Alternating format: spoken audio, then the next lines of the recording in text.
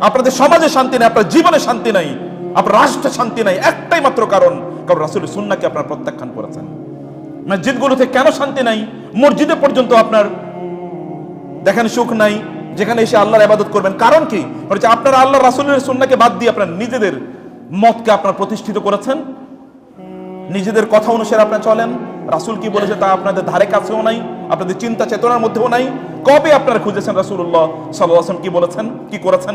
আল্লাহর ভালোবাসা পেতে হলে রাসূলকে আনুগত্য করতে হবে, কোনো অপশন নাই, কোনো অপশন নাই। কিয়ামতের দিন আপনি আল্লাহর সামনে তো যেতে পারবেন না, আপনার ইবাদতগুলো আমলগুলোই তো সেই দিন দাড়ি পাল্লায় উঠানো হবে না।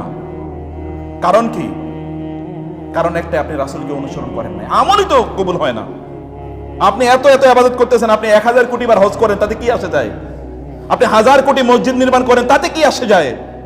আপনি একেবারে নামাজ পড়তে পড়তে দাগ ফেলিয়ে দিয়েছেন কপালে, তাতে কিছু আসে যায় না।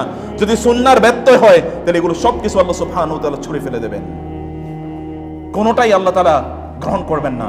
সুন্নাহ ইজ ইওর লাইফস্টাইল। সুন্নাহ হচ্ছে আপনার জীবন, আপনার জীবন পদ্ধতি।